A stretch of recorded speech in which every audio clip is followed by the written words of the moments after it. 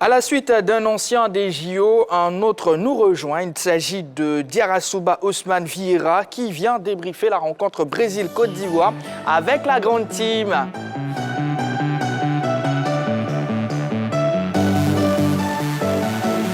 Bonsoir, Ousmane Vieira.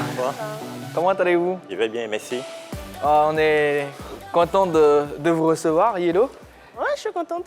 Vos yeux brillent comme quand Sandy était là. Yves? On me prête beaucoup de choses là, franchement. Mais moi aussi, je tombe des nues. Sandy, si tu me suis, bisous, t'es assuré. Alors, Ousmane Vieira, on espère que vous êtes bien installé.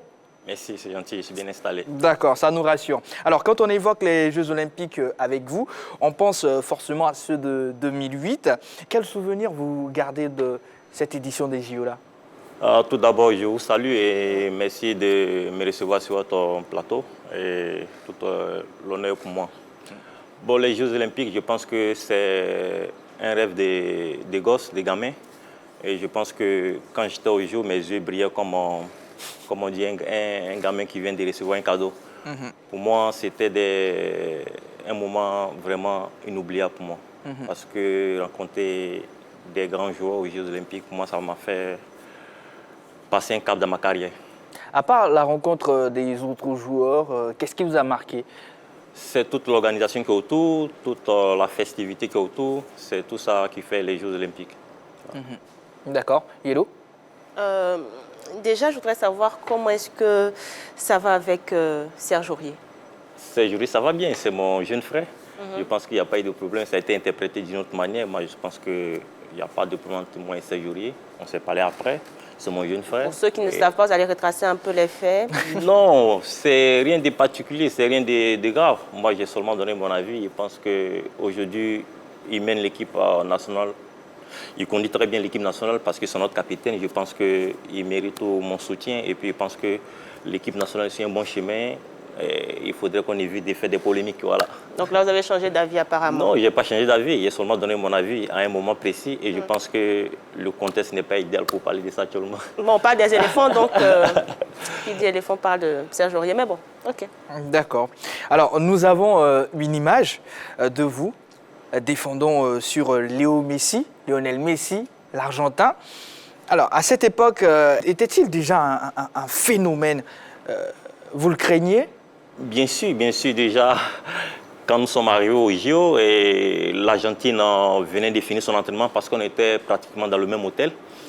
Et à son entrée à l'hôtel, je pense que tout le monde a eu un effet de surprise parce que c'était en ce moment un génie déjà. On annonçait que c'était un génie, tout ça. Et voilà, je pense que c'était déjà un phénomène. Vous avez eu peur?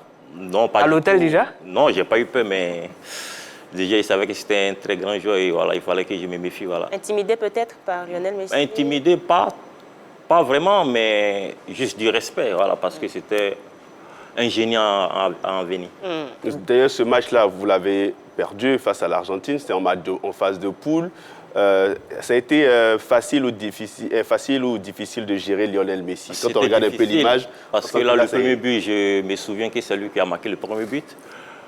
Pour moi, c'était le meilleur joueur des Jeux avec Ronaldinho, tout ça. Ouais. D'accord. Alors, 13 ans après, la première de la Côte d'Ivoire au JO. En ce qui concerne le football, vos jeunes frères vous emboîtent le pas, c'est clair, ils sont à Tokyo. Comment appréciez-vous leurs prestations?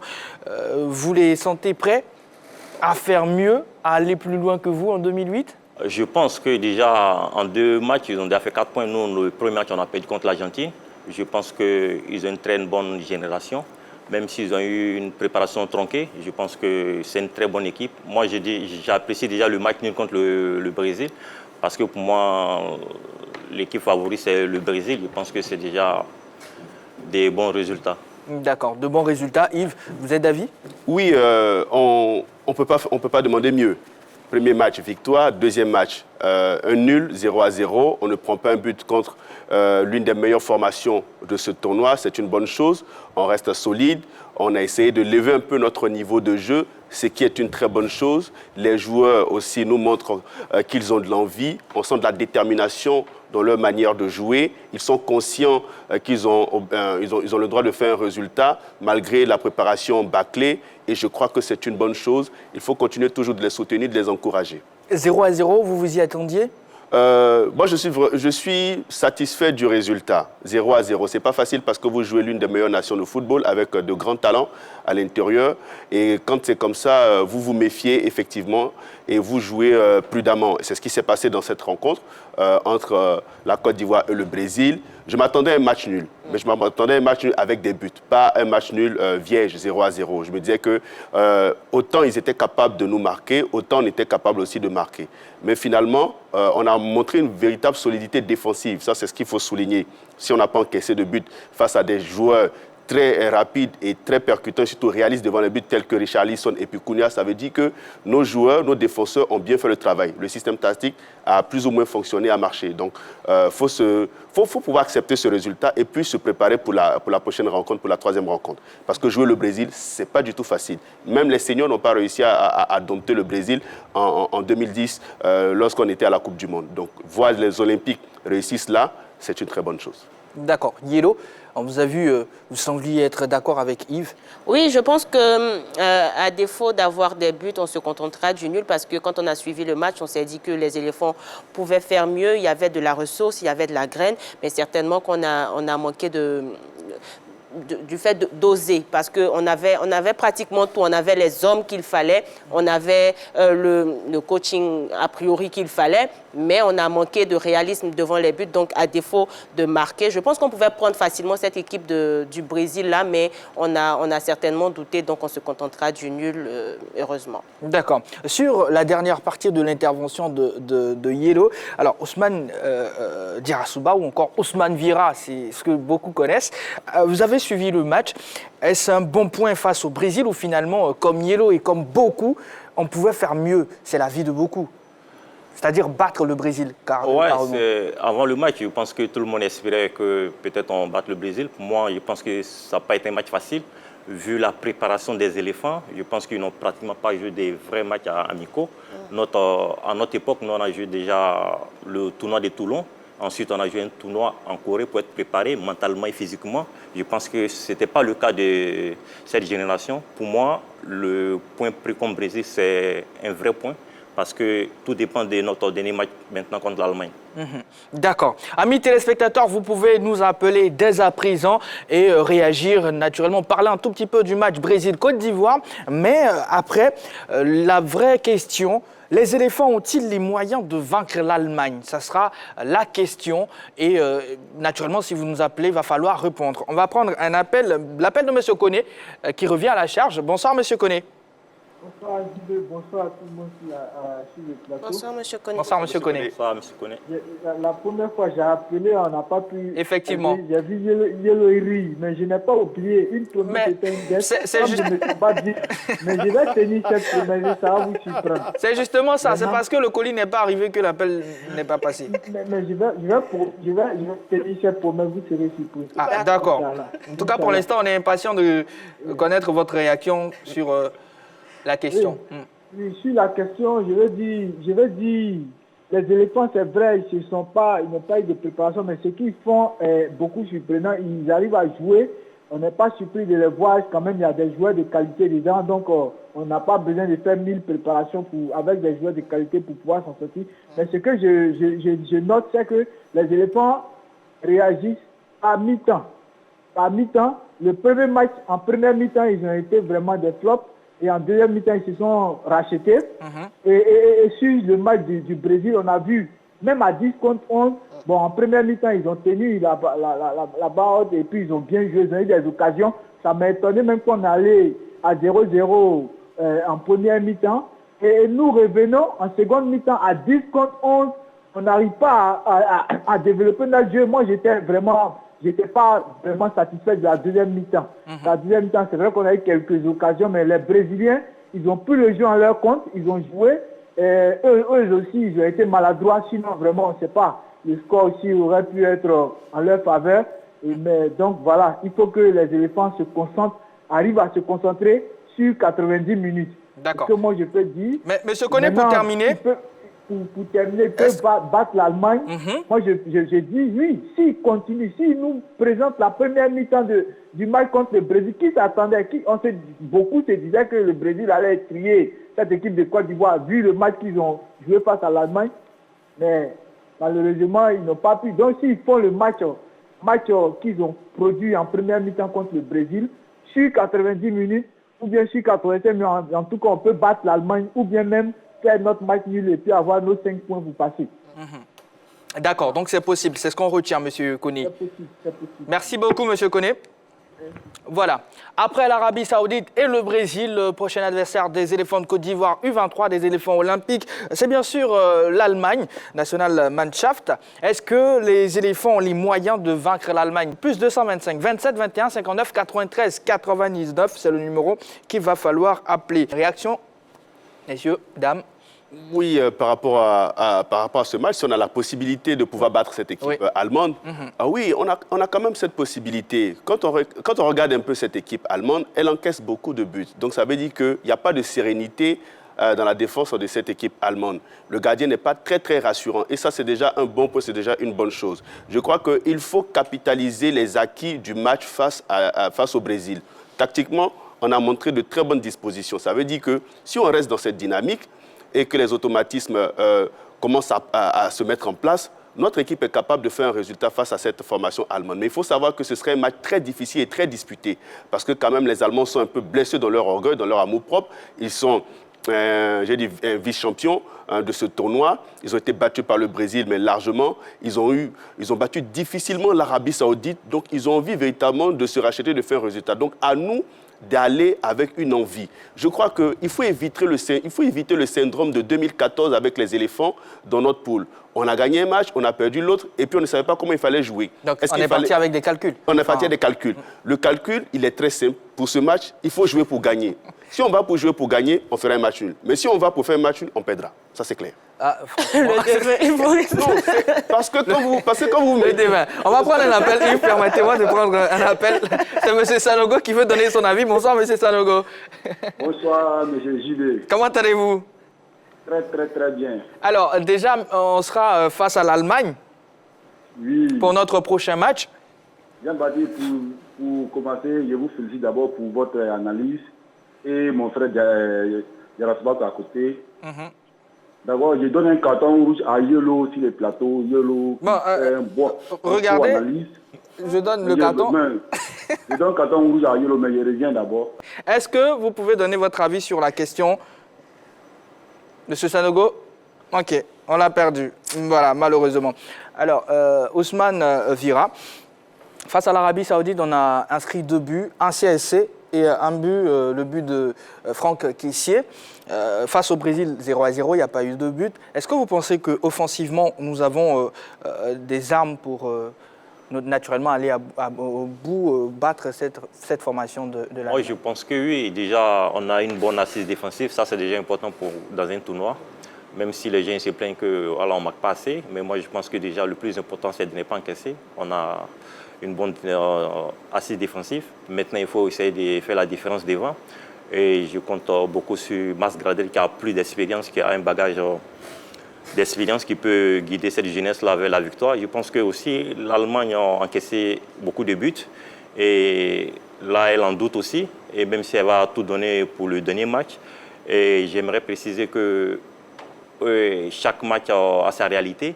Et il ne faut jamais sous-estimer un adversaire, même s'ils ont pris 4 buts contre le Brésil. C'est une très bonne équipe, c'est des joueurs qui jouent en club. Tout ça, et c'est vraiment important. Moi, je pense que si on joue pareillement contre le Brésil, je pense qu'on peut battre l'équipe d'Allemagne, même si ça serait un match très, très difficile. D'accord. Vous avez la possibilité de nous appeler, amis téléspectateurs. Les éléphants ont-ils les moyens de vaincre l'Allemagne? C'est la question pour rappeler. Plus 225, 27, 21, 59, 93, 99. La ligne est ouverte. En tout cas, on vous attend pour prendre vos réactions. Alors, Yves, oui. Est-ce qu'on peut le faire quand on voit ce qu'on a offensivement comme atout? C'est vrai que nos attaquants, jusqu'à preuve du contraire, sont encore muets dans cette compétition. Ils n'ont pas encore rugi, ils n'ont pas encore barri. Voilà. Je n'ai pas encore vu un Christian Kwame être magnifique devant. Dans Youssouf, il a beaucoup couru dans cette rencontre parce que l'équipe avait adopté une stratégie qui était de défendre et puis de contrer, de jouer par contre-attaque. Donc, il n'a pas beaucoup été servi dans des conditions idoines pour se mettre en valeur. Mais toujours est-il que nos armes sont quand même là. On a quand même des joueurs qui sont capables de marquer des buts, des attaquants qui sont capables de faire de bonnes choses. Maintenant, tout va dépendre de la stratégie de jeu adoptée par l'entraîneur pour essayer de mettre ces attaquants en valeur. Donc, c'est un choix de l'entraîneur. Soit il décide de jouer en 4-3-3 pour être plus offensif et puis pour essayer de faire mal à l'adversaire. Soit on joue prudemment pour essayer de conserver le score et puis ne pas être très, très mordant offensivement. Donc, tout dépend de l'entraîneur et puis aussi de l'équipe qui est en face. Parce que si l'équipe présente beaucoup plus de certitude dans son football et a des joueurs offensifs très, très, très, très, très dangereux, on jouera prudemment comme on l'a fait face au Brésil parce qu'on savait très bien qu'à valeur intrinsèque et surtout au niveau du collectif, les Brésiliens étaient largement supérieurs à nous. Donc, quelle stratégie adopter pour éviter de perdre ce match? C'est ce que Aïdara Sow lui a fait en jouant 3-5-2 où il a mis de la densité dans le milieu de terrain pour empêcher que les Brésiliens jouent. D'accord. Monsieur Nguessan nous appelle de Port-Boué. Bonsoir, monsieur Nguessan. Oui, bonsoir à la grande team. Bonsoir, monsieur Nguessan. Vous allez bien, monsieur Nguessan? Oui, par la grâce de Dieu. D'accord. Monsieur Nguessan, le 28, les éléphants seront face à l'Allemagne. Oui. Est-ce que vous pensez que nous avons les moyens de vaincre l'Allemagne? D'accord, je poursuis vous saluer, Mayelo. Ah, bonsoir, monsieur Nguessan. Ok. Oui, je pense que la Côte d'Ivoire peut battre le Brésil à condition. L'Allemagne? Pas la Côte d'Ivoire peut battre l'Allemagne, mais à condition. D'accord. Lesquels? Voilà, tout dépendra de l'idée avec laquelle nous entrons sur le terrain, à l'idée à laquelle nous allons aborder le match. Si nous partons déjà d'un esprit de complexe de supériorité. Allô? Oui, alors on vous entend, monsieur Nguessan. Voilà, Mais si par contre, monsieur Nguessan, éloignez-vous légèrement de votre micro. Voilà, ouais, c'est mieux là, c'est mieux. Voilà. Donc, si nous allons déjà avec un complexe de supériorité, Ouais. voilà, ça serait vraiment difficile de battre l'Allemagne. Voilà, parce que nous, excusez-moi, nous avons cette idée ivoirienne ou bien française, quand une équipe a été déjà battue largement, comme ils ont été battus par l'Allemagne, on se fait ce petit calcul pour nous, ça serait facile. Si nous y allons avec cette pensée, on va perdre. Mais Donc, monsieur Nguessan, on ne doit pas les sous-estimer. On ne doit pas les sous-estimer. On doit se dire qu'ils sont très forts. On doit prendre nos précautions, observer toutes les règles du football et aborder le match, en tout cas sans se faire des calculs. Non, ils ont été battus par l'autre, donc ils sont faciles. Il faut qu'on enlève cette idée de facilité qui a toujours été un piège pour les Ivoiriens. C'est la seule condition? Oui, c'est la seule condition. C'est la seule condition, surtout qu'il faut reconnaître que la Côte d'Ivoire n'a pas une culture tactique. Voilà, nous avons une culture tactique empruntée. On a des entraîneurs comme Renard qui nous a imposé cela comme Philippe Touché, mais c'est une culture empruntée. Ça ne fait pas partie de notre culture. Nous avons la culture de l'individualité. Donc il faut qu'on soit concentré. On n'est pas que si on prend un but, on perd tout de suite notre culture tactique comme on l'a fait au Ghana contre l'Égypte. On jouait bien. En tous les matchs, on a gagné toute la sous-région des 5-0. Mais c'était un style emprunté. Mais dès qu'on a pris le premier but contre l'Égypte, alors on a perdu cette culture tactique. On a voulu foncer pour égaler. Et pas, l'Égypte nous a prêté 4-1 au temps des Dubaï et autres. Donc il faut qu'on soit concentré, il faut qu'on soit sûr de nos forces et de nos faiblesses. Se dire qu'on n'a pas la culture du tactique, il faut être concentré qu'au bout. Même si on prend un but, alors comme ça peut aller. D'accord. Très bien noté, monsieur Nguessan. Ok, merci. Mais avant de partir, monsieur Nguessan, ça sera quoi votre pronostic? Bon, on peut gagner, si nous sommes concentrés, au moins 2-1. 2-1 en faveur de la Côte d'Ivoire? Ouais, en faveur de la Côte d'Ivoire, bien. Bon, on espère qu'on va faire sortir la VAR et ça sera ça. Allez, bonne soirée, monsieur Nguessan. Merci à vous. Bien de choses à la famille. Merci à vous. Allez, Ousmane Vira, pour vous, faudra-t-il contenir cette formation de l'Allemagne ou bien attaquer tout de suite, essayer de faire vraiment un résultat, ne pas faire de calcul comme Yves l'a dit? Non, déjà, il ne faut pas faire des calculs, mais moi, je pense qu'il vaut mieux les attendre. Ils vont laisser plus d'espace et on va profiter de la vitesse des masses Gradel et on va faire du jeu contre un. Je pense que ça sera plus facile pour nous. Mais il vaut mieux le contenir pour ne pas encaisser d'abord. Pour moi, c'est ça l'idéal. Mais si on se met à l'abordage déjà, je pense que ça sera plus difficile. Parce qu'eux, ils ont besoin de gagner. Et nous, les deux résultats nous arrangent le nul ou la victoire. À nous de les contenir et ensuite attaquer au bon moment. D'accord. Alors, on va sur les individualités. On va parler d'Amad. Après 2 prestations, on doit continuer à le laisser en tant que titulaire ou il doit rentrer en tant que joker plutôt, selon vous? Moi, je pense qu'il n'était pas à son aise les 2 derniers matchs. Je pense que la décision vient au coach. Moi, je ne sais pas comment se passent les entraînements. Il a plus confiance en lui. C'est un joueur aussi avec un peu plus d'expérience parce qu'il est à Manchester. On n'est pas à Manchester par hasard. Il a déjà montré avec l'équipe A. Je pense que le coach doit continuer à le maintenir sur le terrain. À tout moment, il peut faire la différence. D'accord. Voilà. On va faire une petite pause. On va partir pour la pub. Amis téléspectateurs, rappelez-vous, sinon souvenez-vous, les JO n'empêchent pas le mercato estival. On va faire un point sur les mouvements de nos Ivoiriens. Allez, on part pour la pub.